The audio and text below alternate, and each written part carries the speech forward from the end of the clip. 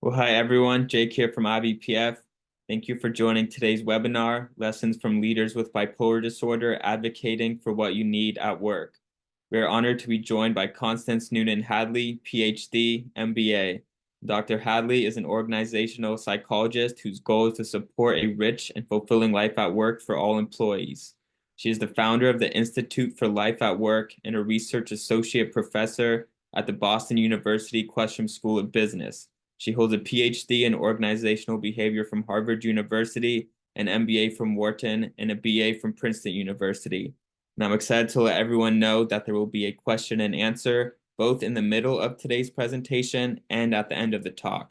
So you can type your questions into the question box at any time throughout the presentation.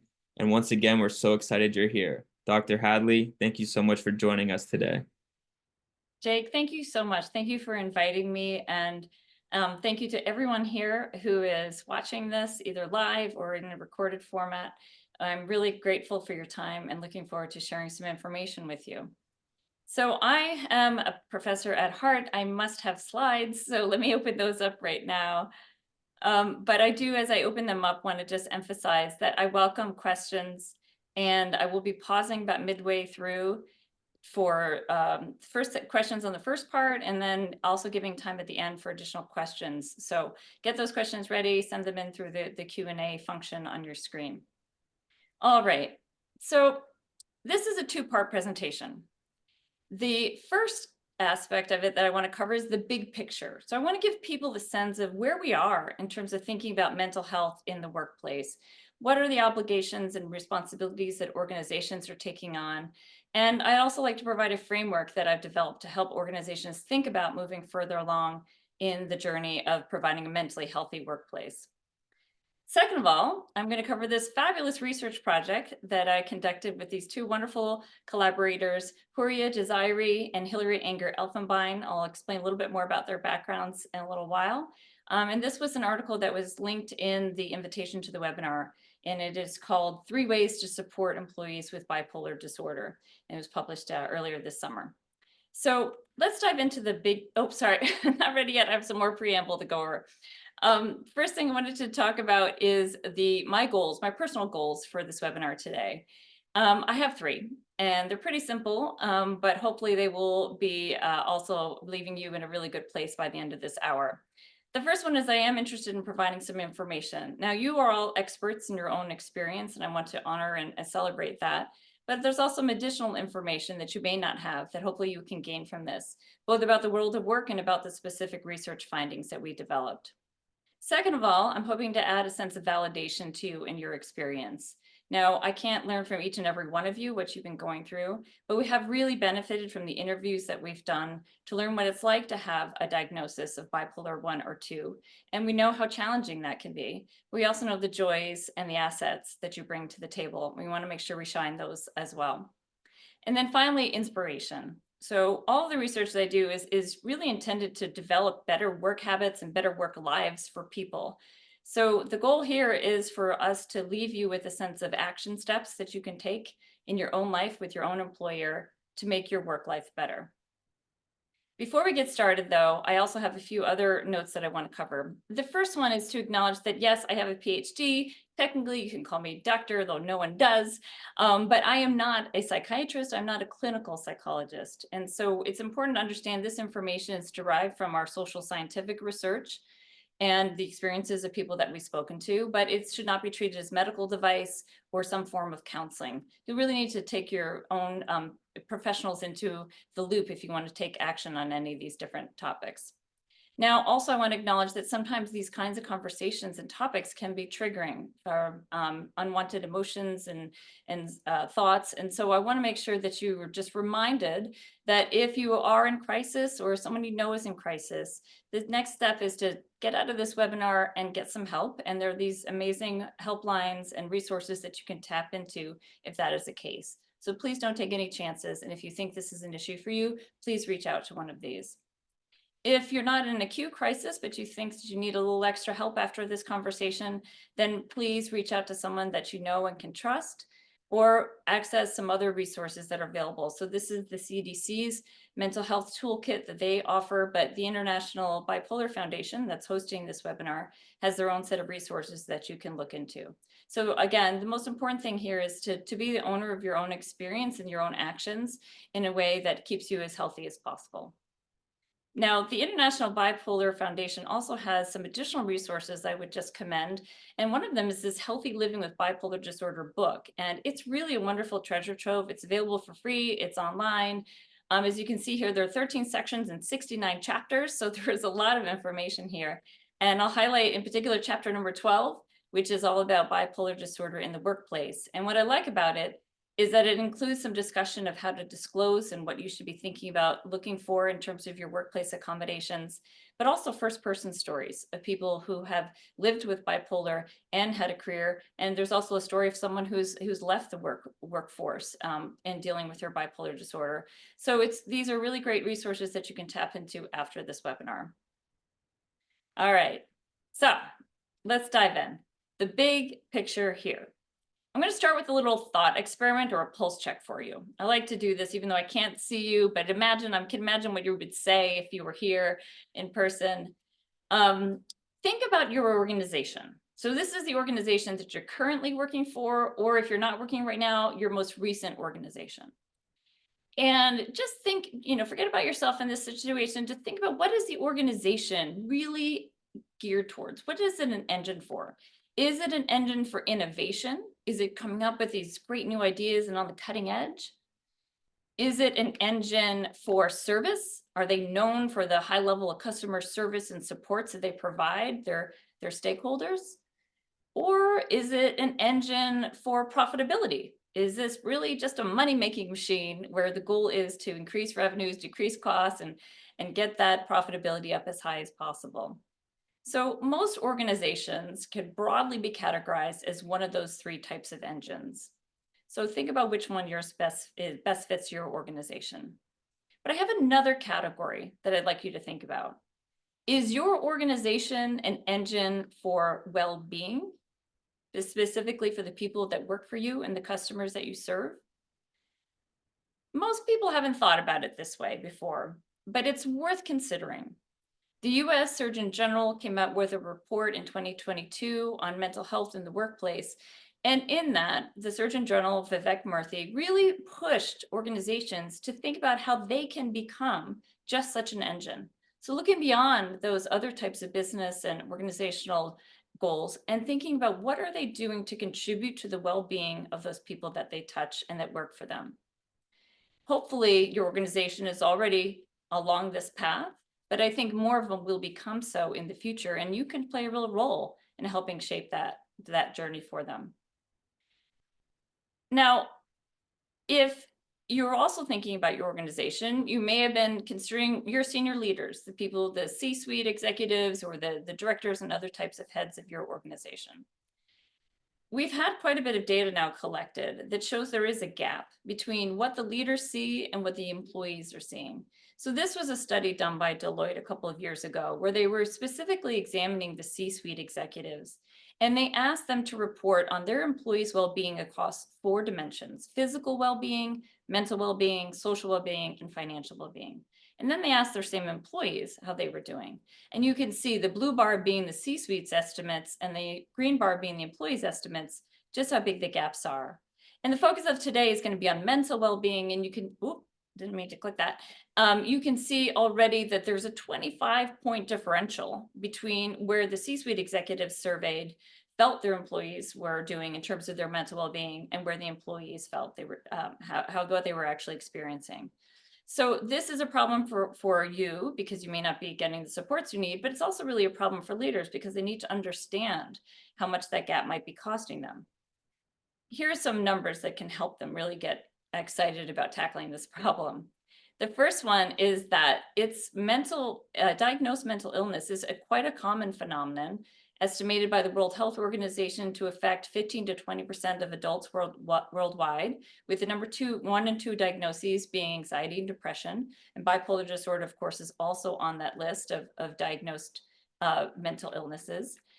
Now, it's estimated that these mental illnesses can cost up to 12 billion days of lost productivity a year just due to people not being able to work at their best because they're trying to manage their symptoms and the workplace is either exacerbating them or not so helping them in that process.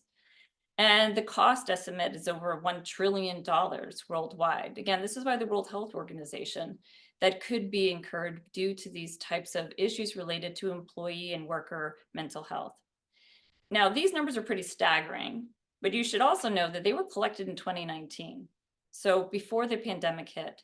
And during the pandemic, as I'm sure you're aware, mental illness and mental strain skyrocketed.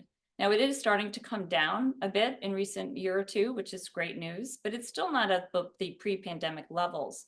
And so you can imagine you'd want to add some extra zeros and numbers to these totals when you think about the magnitude of the problem. So hopefully your organizations are among those who are taking this seriously and trying to move forward.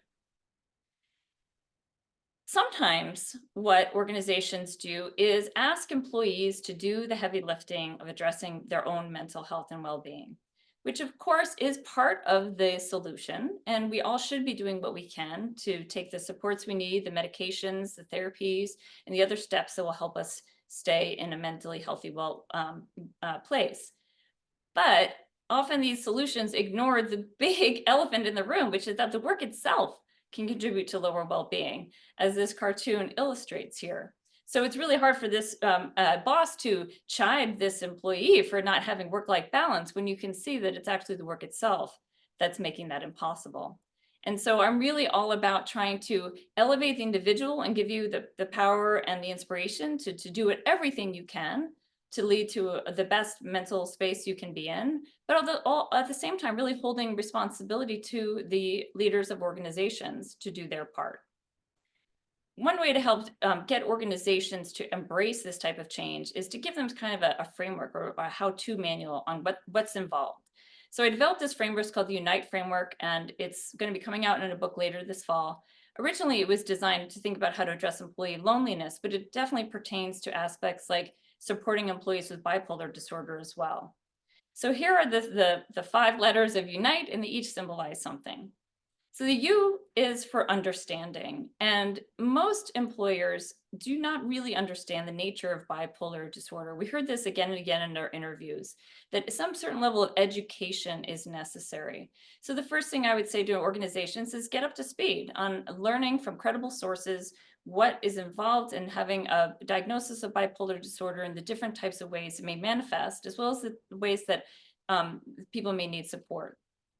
The next thing is the N is for normalizing conversations. And this, we've really seen a huge boon. That's one of the silver linings of the pandemic, is that people are more open about having mental strains these days. And so we are hearing more conversations, although I would say more about anxiety and depression than about a clinical diagnosis like bipolar disorder. But I think that can also be improved with time. The I is for invest. And this is also an area where I really hit employers hard, which is to say, if you're really trying to become that engine of well-being, then you need to support that engine by investing in it, which means money and time and resources and expertise. And so a lot of companies are doing that. They're hiring their own, therapist. They're investing in mental health support plans. But I want to see them doing even more and embedding these kinds of supports into the everyday work life. T is for trial and error. So I'm a scientist, of course I love experiments, but I also think it's just the only logical way to approach problems like this. Mental health conditions have complex etiology and remedies, and so there's no easy solution for anyone. It's going to involve some trial and error. And we heard this again from our interviewees in our project, which is that the best way to experiment is to do that in conjunction and collaboration with the managers. And so you don't go in saying, this is the one solution that's going to help everything for this time forward. But you say, let's try this for 6 months or 12 months and see if it does work. The E is for evaluate. And of course, we always want to close that loop and really have metrics in place that will tell us if these interventions are working or not. And again, those need to be customized to the specific situation and the people involved. So that's kind of the big picture framework. What I think employers need to do is they think about supporting employees with bipolar disorder. And for going back to that report from the US Surgeon General, they said, we do have the power to make workplace engines for mental health and well-being. This may not be easy, and that is definitely true, and you know that, but it will be worth it because the benefits are going to accrue both to the workers and to the organizations. And so hopefully this is a message, and maybe you can even pull down this report that you can share back at work to help everybody get involved in that process. So I'm going to pause here and just ask if there are any questions on the first big picture part that I should be answering, Jake. Yeah, so thank you so much for that first part. And a question we have relating to the big picture part of the presentation is, how have organizations who are looking out for their employees' mental health worked to normalize the discussion? In very different ways. Again, it does depend a bit on the size and the culture and the nature of the work. But for example, I know of companies that have a program called Leaders Go First. And what they've done is have different leaders in the organization record a short video or host a short meeting where they disclose their own struggles with mental illness and just other symptoms that might be associated with that. And that's a great way for leaders to demonstrate through their own personal vulnerability, what it's like for other people. There's also other kinds of destigmatization campaigns that companies have taken on, where they've had like lunch and learns, for example, or they've had employees make short videos, or like even what you have on your website, Jake, where people have their own, it's not just in that handbook, but throughout your website, I saw lots of people sharing their first person stories. And that's a great way to kind of make it easier for other people to speak up.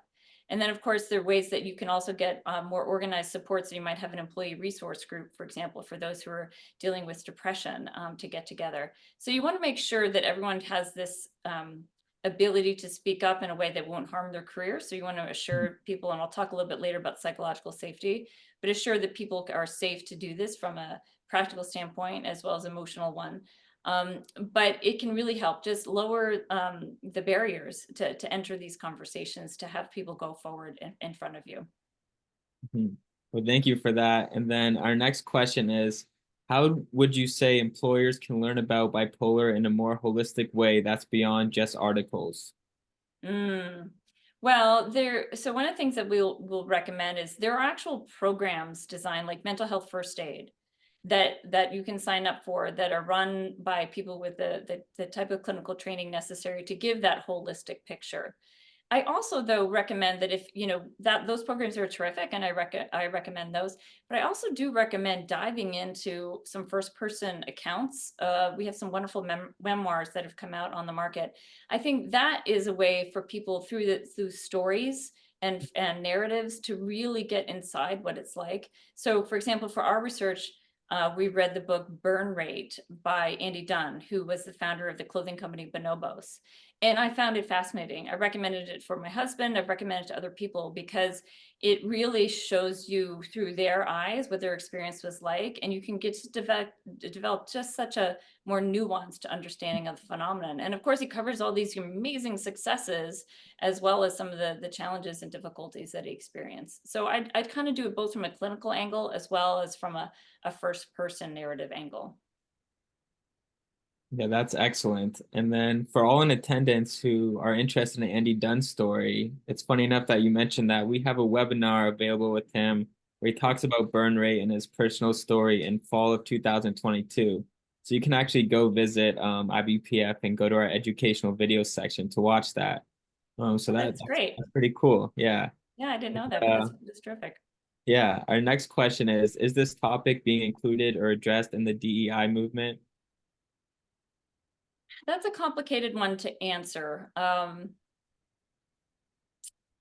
would say generally not, which in this day and age might be a good thing. For the most part, what I'm seeing is that employee health and well-being as an umbrella is typically used to encompass the entire organization. And that in large part is due to the pandemic experience, where many employers realized even people who didn't have a diagnosed mental health condition were struggling. And a lot of people are concerned about burnout and disengagement as well, which would be under that umbrella. So I think that's a good thing, first of all, because of how things have changed in terms of how DEI is being viewed in some corridors and courtrooms right now. So I think it's actually better that it doesn't have that specific tie. But that being said, I think most of the best DEI efforts, and there are many, would have included consideration for people who have diagnosed medical conditions, including something like a psychiatric disorder in that. So hopefully we can kind of get the best of both, no matter what happens with the DEI movement. But that's my impression of the where the world is right now. Mm-hmm. And then our next question is, what institutional policies can organizations put in practice to help diagnosed workers?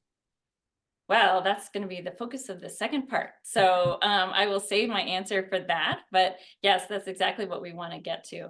But I will say, in general, there is so much that organizations can do. And it's actually, I think, thought about almost in a, oh my gosh, we'll never get any work done kind of way. But actually, a lot of these supports that you'll see we discuss are pretty straightforward and may even help everybody. So I think it's worthwhile to really consider things from the top down and thinking about what policies and structures could be put in place to not just target people with specific disorders, but people in general, and how to help them, again, have the best work experience possible. Mm-hmm. Well, I think that's a fantastic transition to the second half of the talk. So we'll go ahead and move forward to that. If we All couldn't right. question this first half, there will be time at the end as well. So feel free to keep typing the questions, and I'm thrilled to view the second half of the presentation. Excellent. Thank you. And thank you for your questions. All right. So second half, the research project. Now, the major question we were trying to answer with this research project was, how can organizations bring out the best in employees with bipolar disorder? We really were looking again at the organizational angle versus at the individual angle. And we were starting with the premise of opportunity, that we're not correcting or remedying shortfalls or problems. We are trying to just elevate these amazing people. And that is the positive orientation that I also hope you will take with you from this talk, that there really is so much that we can do to make sure that the individuals with bipolar disorder are able to just harness all of their incredible abilities and experiences at work. Now, I'm so lucky to have these two collaborators. They're first Hooria Jazaieri, who is assistant professor of management at the Levy School of Business at Santa Clara University, and also a licensed clinical therapist, which gave me great comfort as we were putting together these ideas, because I really wanted to make sure someone with clinical training had vetted them. And Hooria is amazing as a colleague, but she's also has such a wealth of experience because she spent over 10 years as a therapist to individuals in Silicon Valley. And so, as you can imagine, she probably interacted with a lot of people who had different types of diagnosed mental health conditions, including bipolar disorder. So she was really able to bring to this equation not only a lot of scholarship, but a lot of practical information. And then we have Hillary Anger Elfenbein, who is an old friend and classmate of mine, and is now the John K. Wells Jr. and Ellen A. Wells Distinguished Professor and Professor of Organizational Behavior at Washington University's Olin Business School. And a fun fact about Hillary is that she's also a stand-up comedian. So you can imagine we had some fun team conversations throughout this project. And I do look forward to continuing to work with Hooria and Hillary again going forward. And if you are on, they were going to try to make this webinar, welcome and thanks for everything. All right, this is the article that I mentioned that we published in June of this year with a very straightforward title, as HPR likes to put out. There have been only a very few articles in Harvard Business Review talking about bipolar disorder specifically. And that is in part because there's just more conversation about things like anxiety and depression. So we really wanted to make that contribution and to elevate this to a topic of conversation. But there are a few others that are worth checking into as well, if you're interested. Now, we had to set the stage for the readers of Harvard Business Review who might not be that familiar with bipolar disorder in terms of what are the essential features of this condition. And this definition of bipolar disorder, which is formally known as manic depressive illness, as a brain disorder that causes unusual shifts in a person's mood, energy, and ability to function. This definition comes straight from the IBPF's website here. And as I mentioned, there's lots of great resources available at that website. And so it's just important, again, to start with a clinical understanding of it versus using what lay people might think they know about a bipolar condition.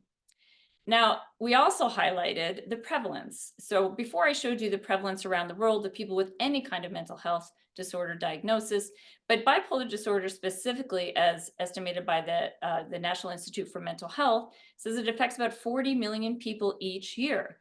And if you translate that to the number of working adults around the globe, you'd see that about 3 out of every 100 employees are likely to have statistically to have bipolar disorder. So we wanted to convey to the readers of Harvard Business Review, who often run very large companies, that, hey, you may not know this because your employees may not have explicitly told you, but the likelihood is that this is happening. There are people with this diagnosis in your organization. So everybody should pay attention to this issue. Now, again, we're focusing really on amplifying the wonderful positives that are involved in bipolar disorder. So one of our interviewees actually repeatedly told us it was the gift of bipolar disorder. And not only did he feel it was a gift in his life, he felt that he was proud to say he passed it on to his children.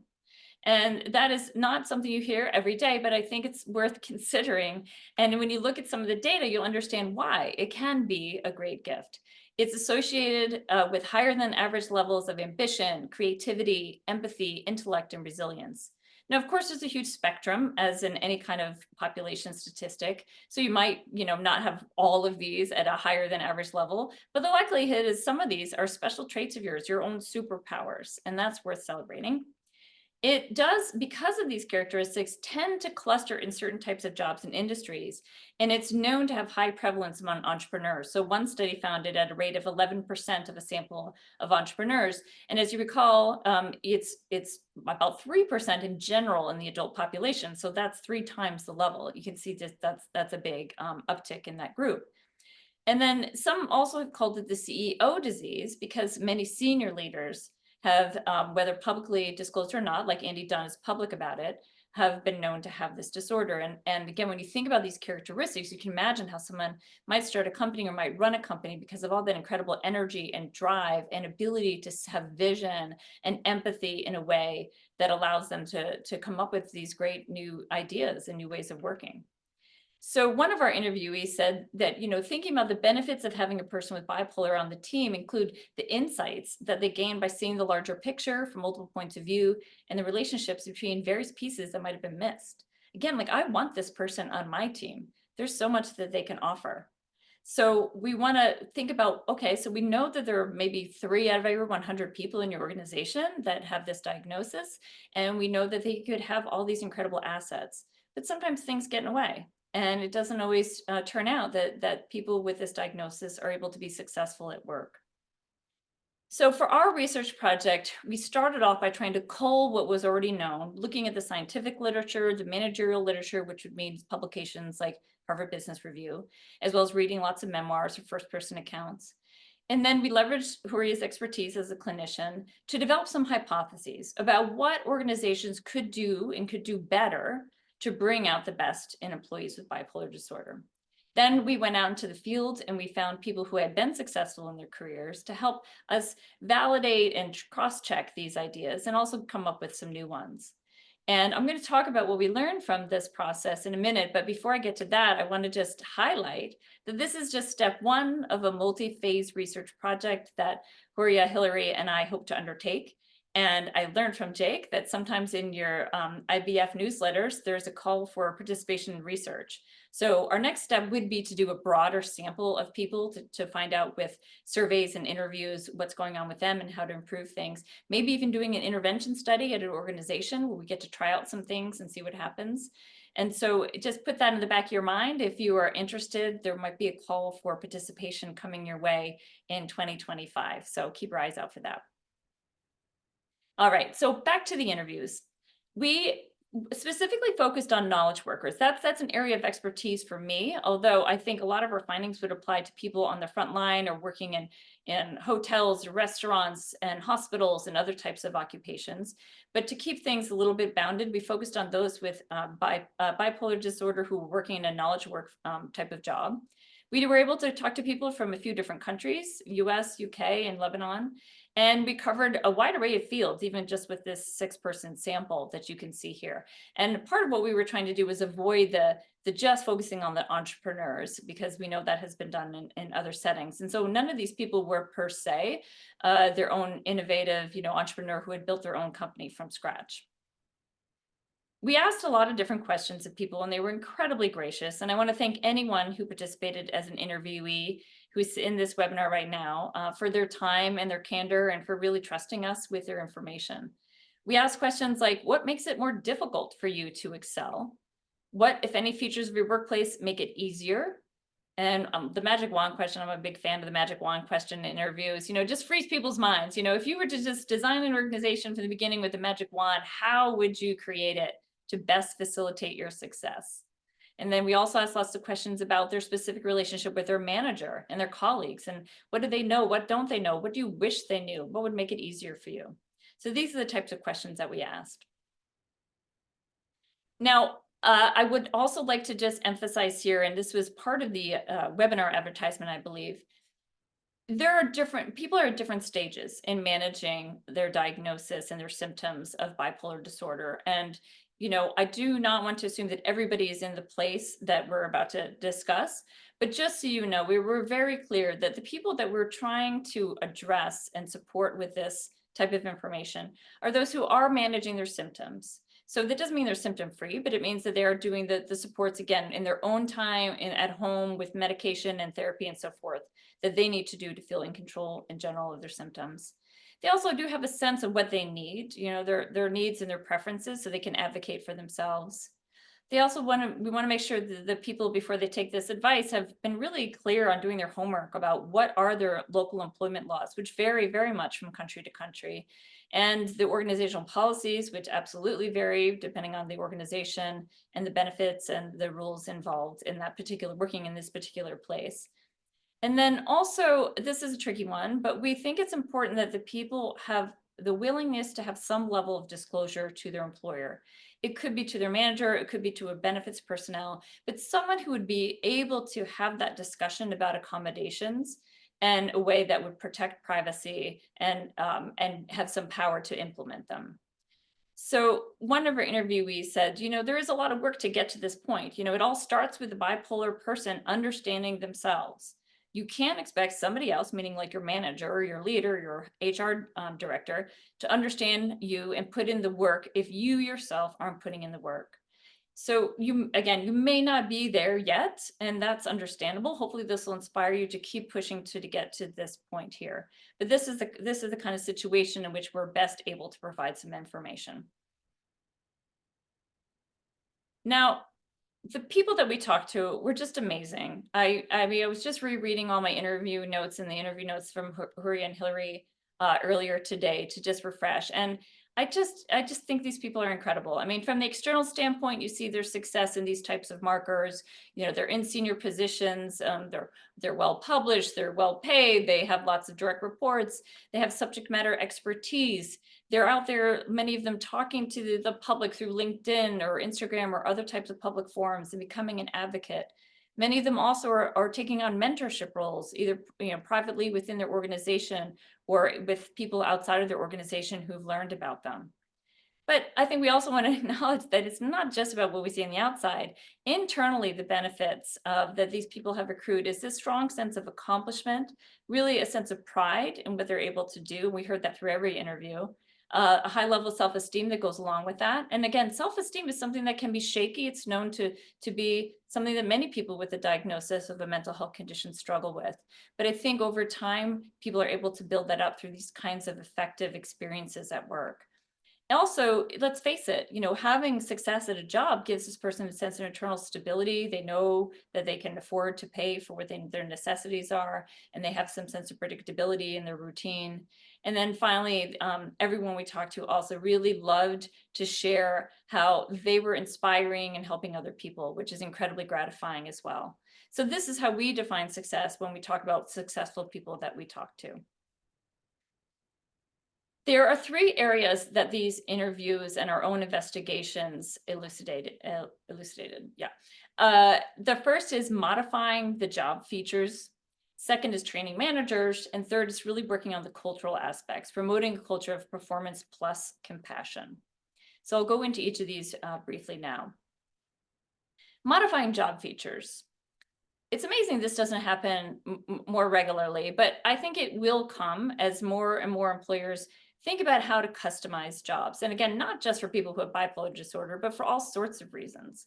So one of the top ones is arranging schedules to minimize disruption to sleep.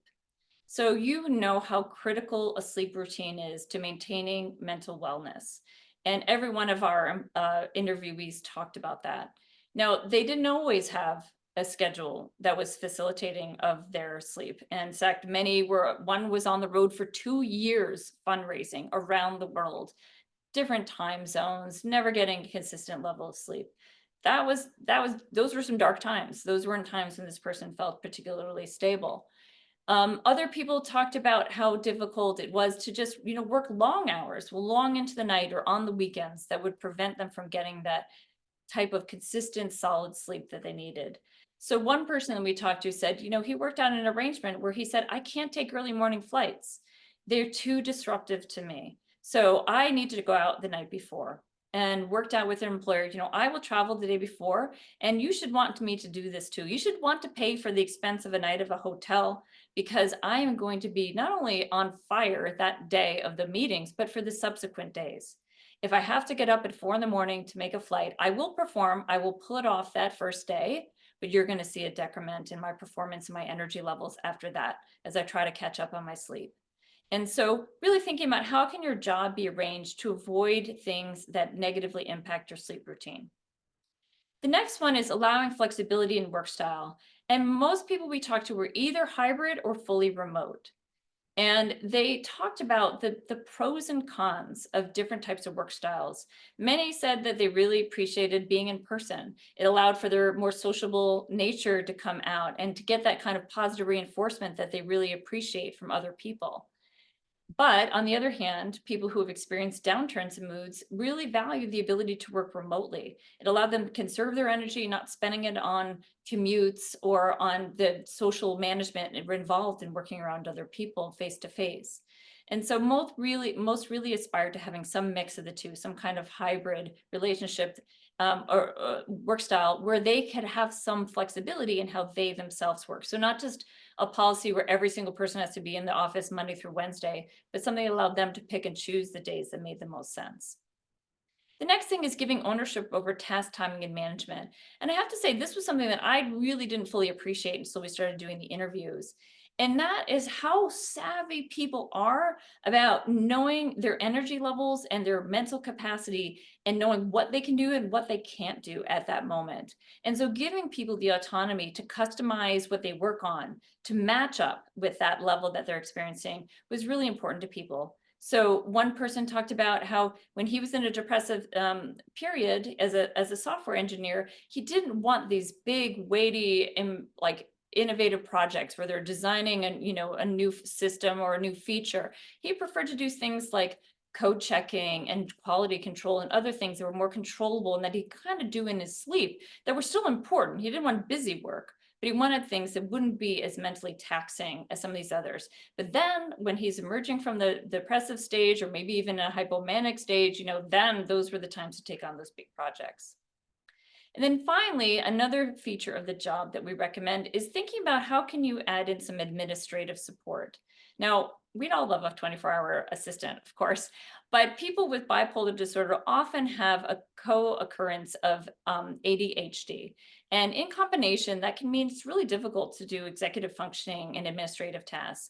So we talked to someone who is a tenured faculty member at a medical school who said that she went to her employers and said, look, I need some help here because the stress of having to keep up with all the administrative aspects of my job are exacerbating my bipolar disorder symptoms and keeping me from doing the things you really need me to do.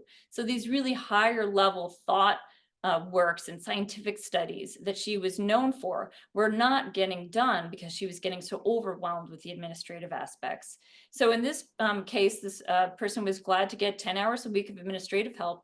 And not only did it help her, but others saw how successful it was. And then the department decided to add that kind of administrative help for all faculty. So again, this is a situation where you can see how some of these supports are just going to be good for lots of people.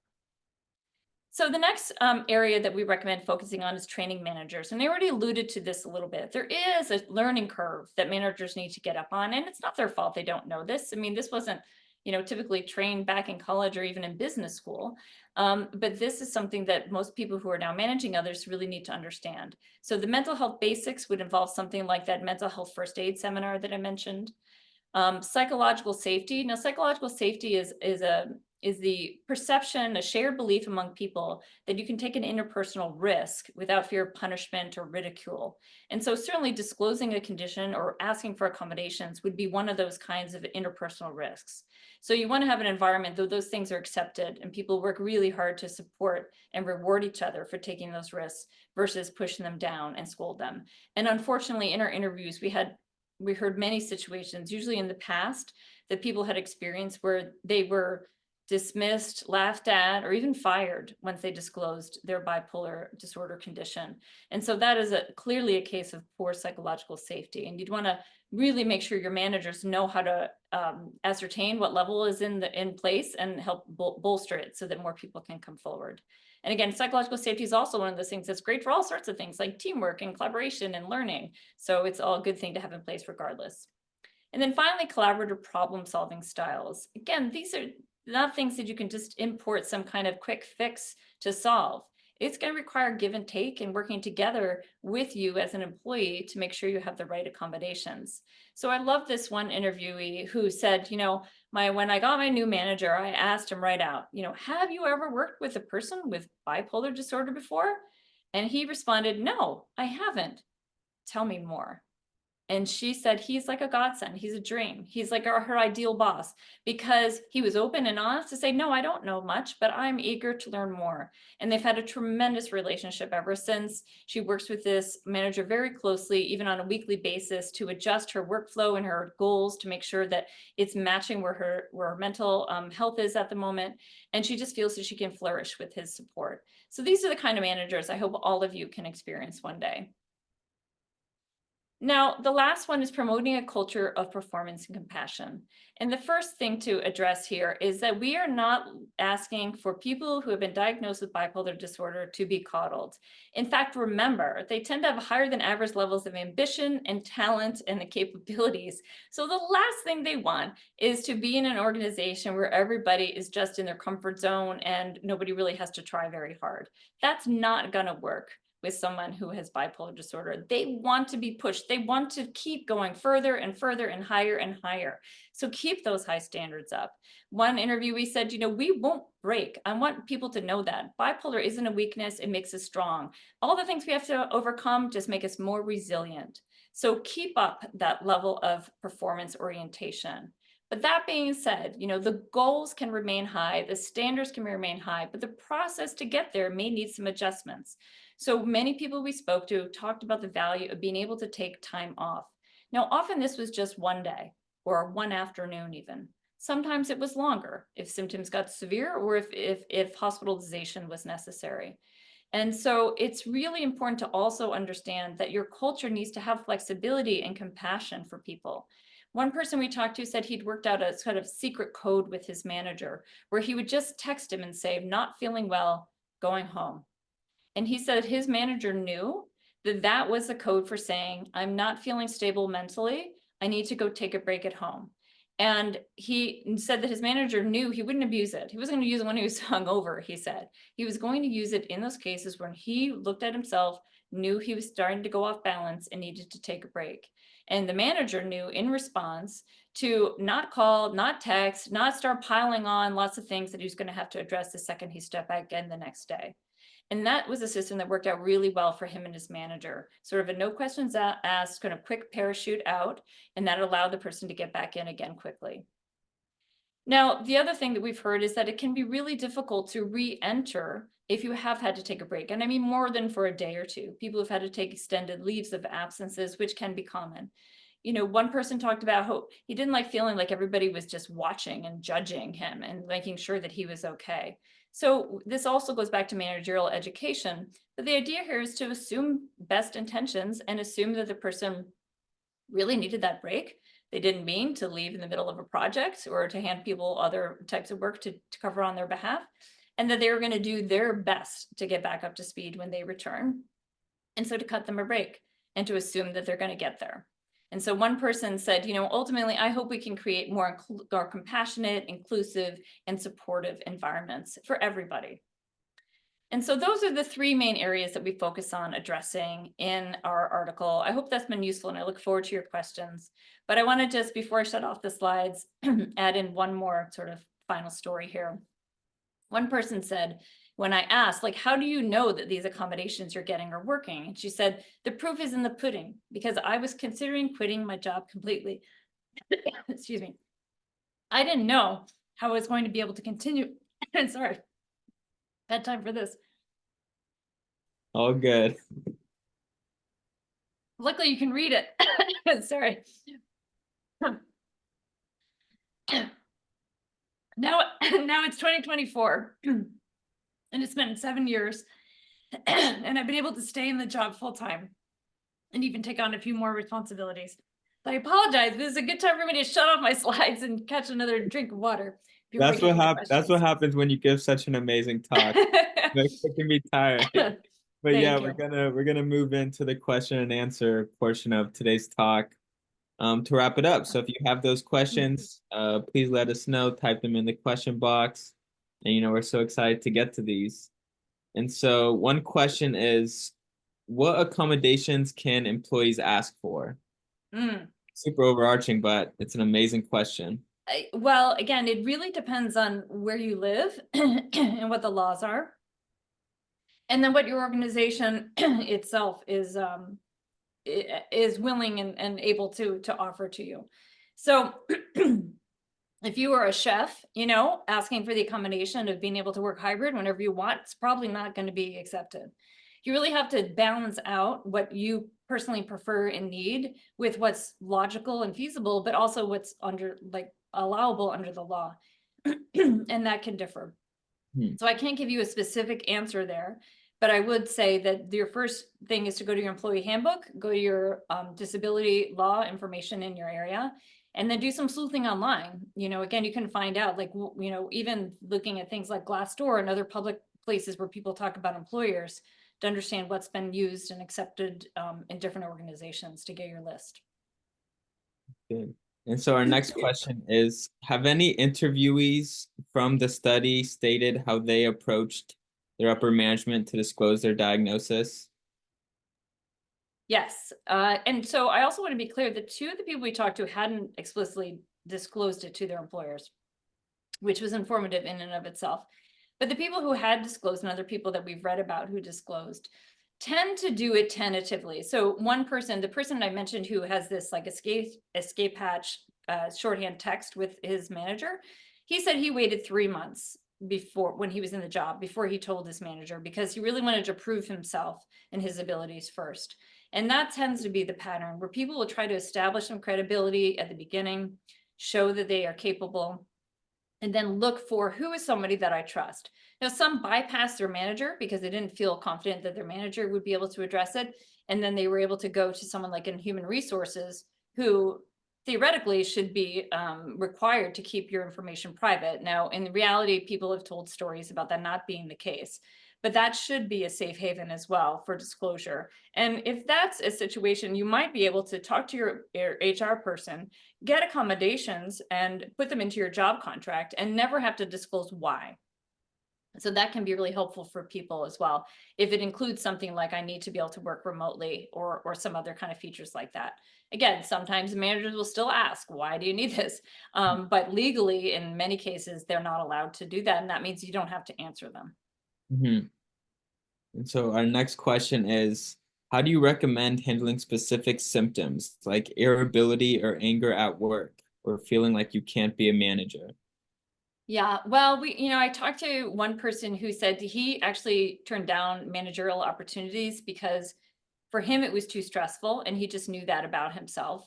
And luckily, I'm seeing this just outside of the world of mental health. I'm seeing a lot more employers looking at they're calling it like, career, like lateral careers, where people are able to advance maybe in title or in responsibility, but not in terms of upwards in the hierarchy. So they may be looking at trying on new projects or taking on more responsibility, but not necessarily becoming a manager. So that's one thing I would be advocating for. Again, if that's something you just don't think is right for you, then look for ways that you can still succeed and advance without it. And then in terms of the other question about thinking about like, how do you handle when you're irritable or in a bad mood? I think you have to ask yourself, is this something that I'm best off managing myself, or should I be involving others in helping me manage it? So one of the people we interviewed, for example, said that he recounted a time where he told one of his colleagues, I need to step away from this conversation because I can feel myself getting angry and it's not where I want to end up. I don't want to start saying things that I'll regret later or that I don't really mean. So just, can we come back to this tomorrow? And that's great. That's taking ownership for your symptoms in a way that acknowledges that this might be a challenge for you, and it's you're able to resolve it by being able to step away. So if you're comfortable, I would say this is a pattern for you, I would sort of figure out some ways that you can kind of tell people what's going on. Because the problem is when you don't talk about it and you just walk away, things tend to get worse.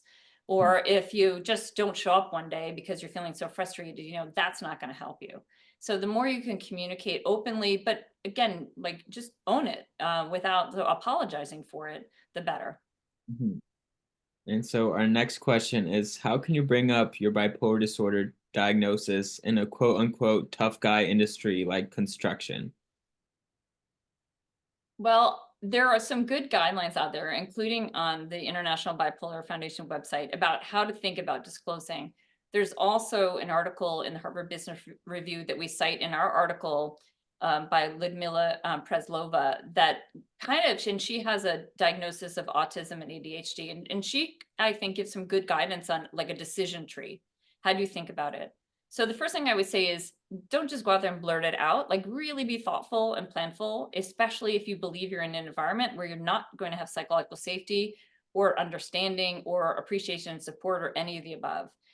So I don't want to dismiss the reality that this could go badly for you. But that being said, I also encourage you to try it out. Again, maybe with a close confidant, maybe even try it out to someone who's a friend in a different company, see role play with them, see how they might take it to test it out. Because there is a balance here. While this one hand, we don't want to rush right into disclosing because it could backfire. On the other hand, people usually are too concerned and too risk averse, and then they don't share it, which also can backfire for them. So it's important, I think, to make progress to investigating and testing your assumption that they're not going to welcome you before you give up on them. Mhm. Excellent. And so our next question, it's not a question, it's actually a comment. One of our audience members says, "Thank you. I've learned so much today, and my mental wellness is so important." Well, thank you for attending. And Thank you. we'll have time for one or two more questions today. So our next question will be, what approach can a leader with bipolar disorder take when they are in the middle between upper management who miscalculates the employee's work experience? Oh, gosh, we could have a whole nother webinar on middle management. It's a tough place to be, again, no matter what you bring to the workplace. So what I talk about here when I teach MBA students about how to be a middle manager, I talk a lot about how you need to avoid this transferring your own needs and your own beliefs and your own goals to either up above you or below you, because that tends to be the thing we call like the middle slide. Like either you're just trying to do what the boss wants or you're just trying to do what the people who report to you want, but you're not really taking a firm stance on what you need and want. And that's easier said than done because you are between. But I think it's really important that you perhaps could develop your own sort of action plan People have developed things like, here's a how to work with me plan that they can share with direct reports, but they can also share it with their supervisors. It says like, I respond to feedback best like this, or whatever it is that you think would actually help you manage your symptoms while you're in that more tricky position. So I think you have to, first of all, do your homework and figure out what's going to work and be helpful to you. And second of all, figure out a way to approach the different constituents that you have and kind of let them know. And I will say that all the people that we talked to who were managers said once they were more open, like they couldn't believe how many people came to them to share their own aspect of neurodiversity or different mental health conditions. So one person talked about how her boss, her CEO, has Tourette syndrome, and how they were able to have really interesting conversations because she's like, we're absolutely the opposite. I love to talk and he loves to talk, but now we're not getting anything done. And, you know, so thinking about like, okay, well, assume also other people around you may have stuff going on. So maybe you can actually open up a conversation so everybody's needs can be met a little bit better. And similarly, people who have direct reports are telling me that, you know, this conversation has allowed the other people to say, hey, as you manage me, here's what I could use as well. And that turns it away from being this very sort of feeling like you're in the spotlight and all the burden is on you. It's really should become a shared burden and a shared conversation in ideal circumstances. And also being a middle manager is really hard. So I keep going. And so we have time for one more question today. And that is it common for people with bipolar disorder to stay in toxic, unhealthy workplaces? I don't know the answer to that question, actually. My anecdotal experience from reading memoirs would say no, because there seems to be a low tolerance for continued either like feeling threatened or insulted or disrespected. And these people tend to quit from what I've seen, but that's just based on a small sample. And I wouldn't actually know. And I'm trying to figure out how we would be able to tell. I guess they would quit their jobs more often. But we wouldn't know if it was because they had a toxic environment. I'm just trying to think of like statistically and from a research standpoint, how you would know that. The answer is I don't know, but I suspect not. I think the reason people might stay longer if they have bipolar disorder in a toxic workplace is if they feel really precarious from a financial standpoint and they really need that job. So that might encourage them to stay longer than is good for their mental health. But otherwise, from what I've seen, I think people tend to leave. Well, you said you didn't know the answer, but I believe that was a great answer. So, Well, it's so more speculation than anything, but hopefully it is helpful. excellent. Well, and then that's going to be all the time we have today. So once again, I want to thank everyone so much for joining us. This webinar will be uploaded. The recording will be uploaded onto ibpf.org under our educational videos tab, and it will be on our YouTube channel for all to view. And I want to give a special thank you to you, Constance. This means so much, you joining us, sharing this information with our audience. It is so important, and the work you are doing is crucial in today's workplace. And, you know, we're continuing to see more and more organizations take note of mental health. And, you know, that's because of researchers like you. So I want to give a big thank you to you and also ask if you have any closing comments. I would just want to say thank you to the International Bipolar Foundation for hosting this webinar, but for all the work you're doing. It is a team effort to try to push for more mentally healthy workplaces. And I appreciate the opportunity to talk to you. And thank you again for attending. And, you know, feel free to write me if you have any questions or ideas, or you're interested in getting involved in research, because I'd love to keep the conversation going. Thank you. Excellent. Once again, thank you so much. Have a great day, everyone.